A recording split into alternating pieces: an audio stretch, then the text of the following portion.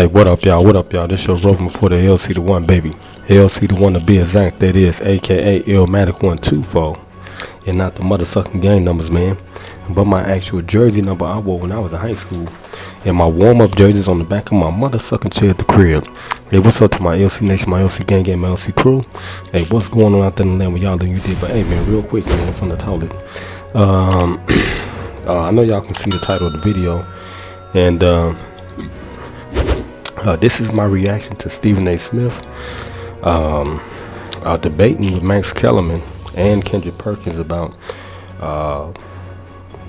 whether LeBron will be considered to be the GOAT after, or if in fact he does win the NBA title this year. So that's the question. That they was debating, and they went back and forth, and Stephen A. Smith started the conversation off. Well, really, Max Kellerman did. He started the conversation off, and he was saying, well, no, I think Molly had asked the question. She asked the question first, and she was asking Stephen A. Smith, if LeBron does win the NBA Finals this year, would he be considered to be the GOAT? Okay, would he be considered to be the GOAT if he win this year? And Stephen A. Smith was like, hell no. Okay, he was saying no.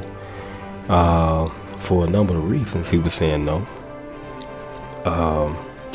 Because Michael Jordan came from a different era. Okay, and I think that was a statement made by Isaiah Thomas, who was saying that LeBron, if he win, he will be the GOAT, okay, and he will pass Michael Jordan. And Stephen A. Smith was like, look, I love Isaiah Thomas, and he went back through the history with him and Isaiah Thomas. He was saying he was a young high school reporter back in the day, and Isaiah Thomas was the one who gave him his shot, man. Gave him his first interview, and he said they've been cool for about 30-some years, and he didn't discredit anything that Isaiah was saying, but he was just going over Isaiah's career, and he was like, he was the most underrated guard in NBA history, and he got shunned because they didn't select him to play in the Olympics. Okay, and he was saying how John Stockton had more shooting percentages, this and that, etc., etc. But what Isaiah went through was rougher. Okay, he was talking about how he got hand checked, how physical it was. And him being a little guard, man, Isaiah did go through a lot. Okay, but he was a tough guy. He's from Chicago, West Side, hard-nosed. We play hard-nosed basketball here. And y'all seen the way Derrick Rose played when he got to the league. We play hard here. We playground basketball players, and it's brutal here, man. And ain't nobody soft when you play on the court. And then we had gangs. We had to deal with the gangbangers. And you're out there playing, especially in Washington Park. I've seen a lot of people get beat up on the court. Okay, arguments over calls and all different type of stuff. But you had to be mentally tough. And Chicago prepared Isaiah Thomas for that, for the NBA.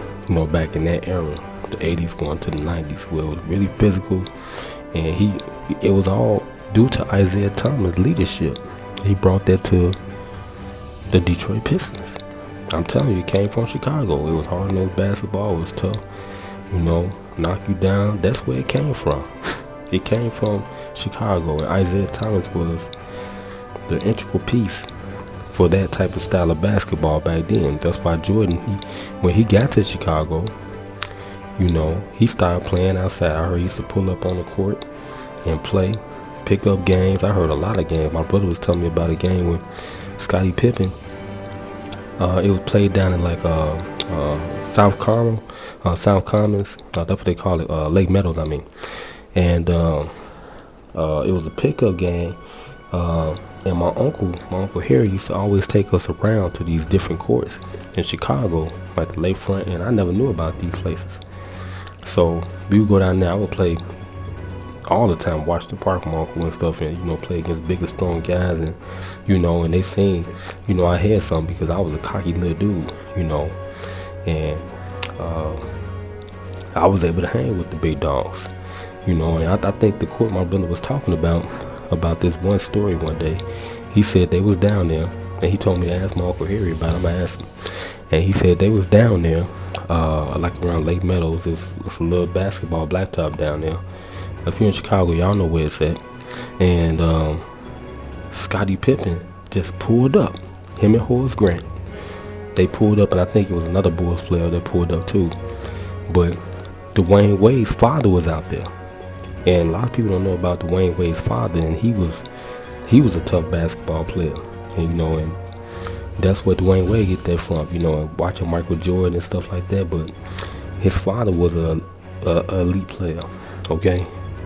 And my brother said Dwayne Wade's father came down and dunked on Scottie Pippen, nasty.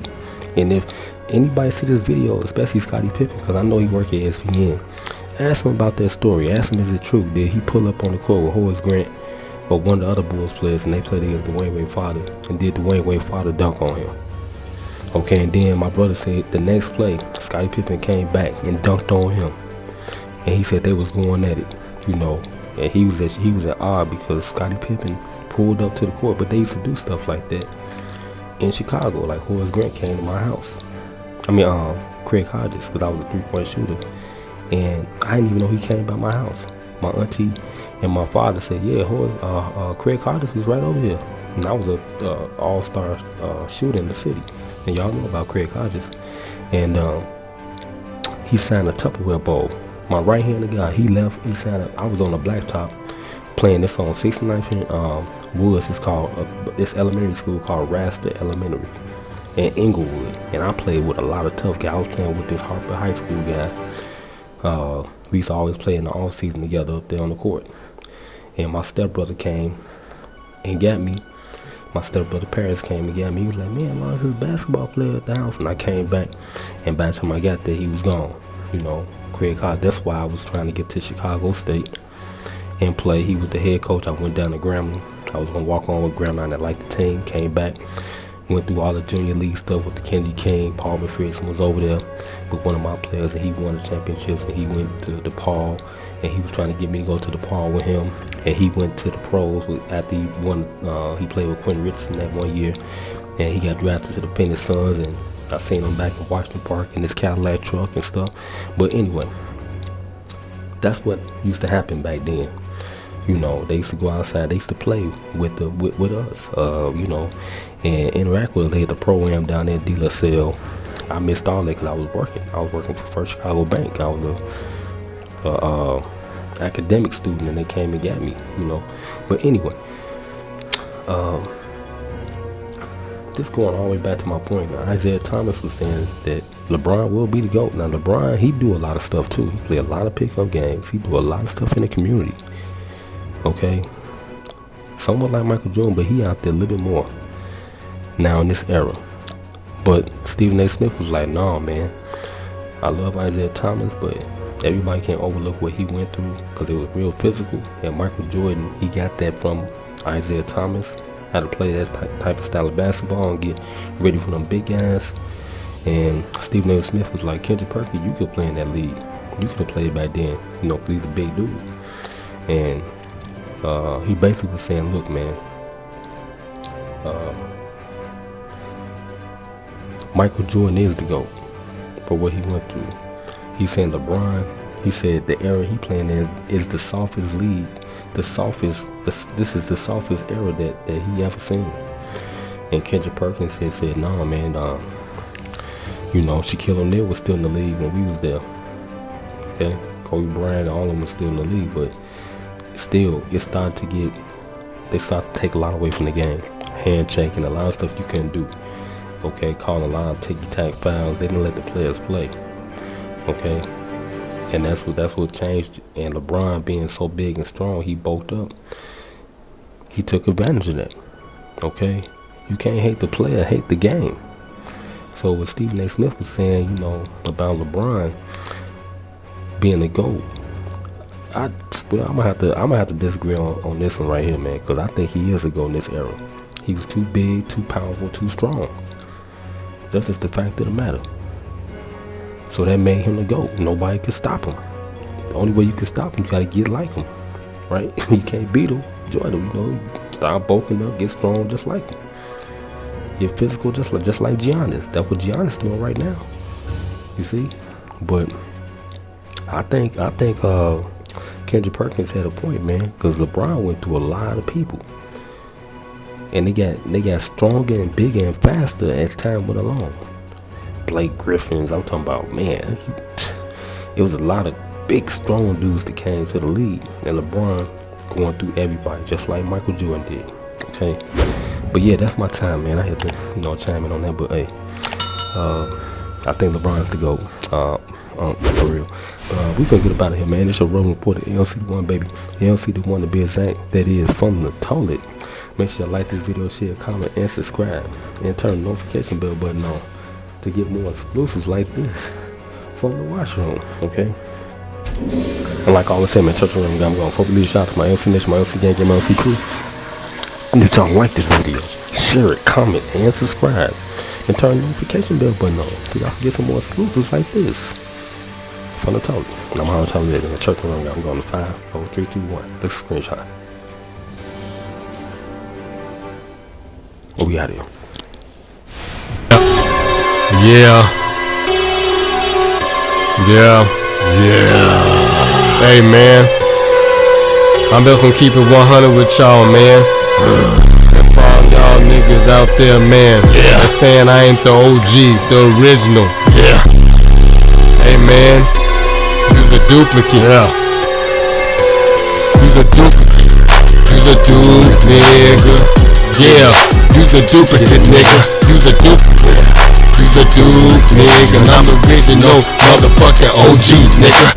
Yeah, don't forget to get your custom t-shirts, you dig what I'm talking about, from LCDAONE. You see the custom prints all over the shirt, you dig what I'm talking about. We ain't playing no game. The custom sweater, you dig what I'm talking about, yeah.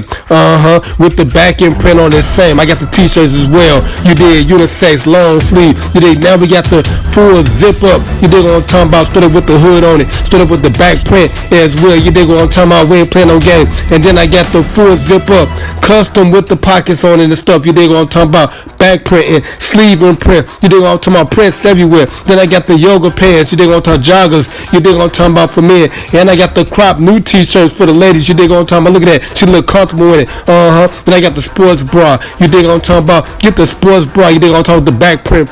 You dig what I'm talking about, the back print.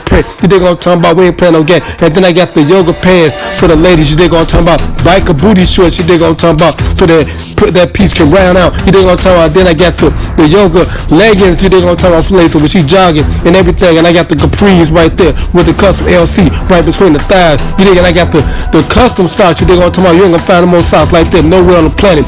And then last but not least, I got the LCDAONE jersey. You dig what I'm talking about. Then I got the back print on there. Look at that back print, look good. Then I got the Illmatic one, my street ball jersey with the 2-fold on it. And then I got the little sleeve pull-up bag right there for the ladies. You dig on drawstring back. And then I got the real backpack. You know what I'm talking about, LCDAONE. Look at the back, look at the front. You dig, look at the top. You dig what I'm talking about. Everything is looking good. You dig what I'm talking about in LCDAONE's neighborhood. And then I got the X-Star iPhone 10 case. You dig what I'm talking about. And then I got the iPhone 6 case, 7, 8, 9. Just order what you want. And then I got the custom print. You dig what I'm talking about, LCDAONE, baby. And then I got the custom mug when you want to get drunk and drink and stuff to my stream. And then I got the snuggle pillow when you want to get snuggle with your lady. Yeah.